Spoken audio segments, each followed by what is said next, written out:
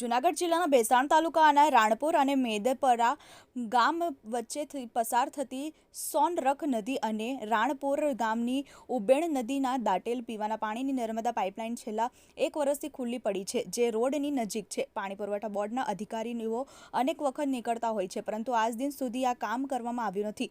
પાણી પુરવઠા બોર્ડની આ ઘોર બેદરકારીને ધ્યાનમાં રાખીને રાણપુર ગામના જાગૃત પૂર્વ સરપંચ રવજી ઉંધાડે અનેક વખત રજૂઆતો કરી છે, પરંતુ એક પણ તંત્ર દ્વારા યોગ્ય કાર્યવાહી કરવામાં આવી નથી. અનેક રજૂઆતો કલેક્ટર કચેરીમાં અનેક વખત રજૂઆતમાં કરી છે. આ પ્રજાના પરસેવાના પૈસાનો ગેરઉપયોગ થાય છે. હવે ગણતરીના દિવસોમાં ચોમાસાની શરૂઆત થવાની છે, ત્યારે આ તંત્ર ક્યારે જાગશે કે જ્યારે નદીમાં પૂર આવશે ત્યારે રિપેર કરવા આવશે? જો આ નર્મદાના પાણીની પાઇપલાઇન તૂટશે તો આજુબાજુના 10 થી 12 ગામોને પાણીના ફાંફા પડશે. ત્યારે આ કામગીરી વહેલી તકે પૂર્ણ કરવામાં નહીં આવે તો આજુબાજુના ગામ લોકોને સાથે રાખી ગાંધી ચિંધ્યા માર્ગે આંદોલન કરવાની ફરજ પડશે. Gopal Bhesaniya, TV18 news, Bhesan.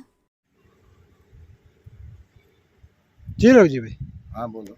શું હતું? રાણપુરથી મારું નામ રવજીભાઈ હીરાભાઈ ઉંધાણ, પૂર્વ સરપંચ રાણપુર ગ્રામ પંચાયત, રાણપુર ગામના પૂર્વ સરપંચ છું. અમે અવારનવાર ભેસાણ તરફ આવતા હોઈએ ત્યારે પાણી પુરવઠા બોર્ડવાળાની ઘણી લાઈનો ખુલ્લી પડી છે અને આ પાણી પુરવઠાની લાઈન છે એ પાટલા સુધી અનેક જગ્યાએ તૂટેલી છે. ચોમાસાનો પીરિયડ નજીક હોય ને આ લાઈનોનો શાંતા નથી કોઈ, તો કાલ સવારે પાણીના પ્રશ્નો જટિલ બનશે. અતિ વરસાદને હિસાબે નદીઓમાં પૂર આવવાથી પાઇપલાઇન તણાઈ જાય. તંત્રને બધાને ખબર છે, જાણી બૂજી અને અનેકવાર નીકળે છે. તંત્રને બધુંય દેખાય છે, તો આપણા સરકારના પૈસા ખોટી રીતે વેડફવાનું આખું વ્યવસ્થિત કારસ્તાન ચાલતું હોય એવું લાગે છે. શું કોન્ટ્રાક્ટરોને નથી ખબર? શું એના ઉપલા અધિકારી પાણી પુરવઠા બોર્ડને નથી ખબર?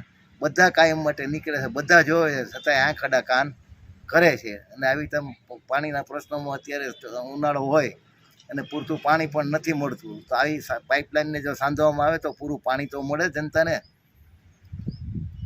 હાલ હવે 10 દિવસોમાં 10 ગામડામાં પાણીની સમસ્યાઓ છે, તો આ પાણીની લાઈન તૂટી જાય તો તમારા શું કાર્યવાહી કરશો તમે આગળની કાર્યવાહીમાં? તો પછી ગાંધી ચિંધ્યા માર્ગે આંદોલન કરવું પડે અમારે. અને અમારા એવા ઘણા અનુભવ છે આંદોલન વિના કે લેખિત કરવાથી કોઈ જવાબ દેતા નથી. પછી પબ્લિક જ્યારે આંદોલન કરે ત્યારે એને આંખ ઉઘડે છે. અમારે છેલ્લે ના છૂટકે આંદોલન કરવું પડે, એ ન થાય અને એની પહેલાં તંત્ર સમજીને આ બધું રિપેર કરી નાખે તો વધુ સારું. તંત્રને શું કહેશો તમે? તંત્રને તમે ઘણી વાર કહીને થાકી જાય, પણ કોઈ તંત્ર દરેક ડિપાર્ટમેન્ટમાં કોઈ તંત્ર સંભાળતું નથી. મારો એક પ્રશ્ન હાલની તકે જૂનાગઢ કલેક્ટર કચેરીમાં છેલ્લા 11 માસથી મને ગોથા ખવડાવે છે, તો આવા અનેક ડિપાર્ટમેન્ટો છે, સરકારના કોઈ ધ્યાને લેતા જ નથી. પાણી પુરવઠા બોર્ડ હોય કે કલેક્ટર કચેરી હોય કે માર્ગ અને મકાન વિભાગ હોય કે પછી આરોગ્ય વિભાગ હોય, આવા ઘણા અનુભવો બોલે છે.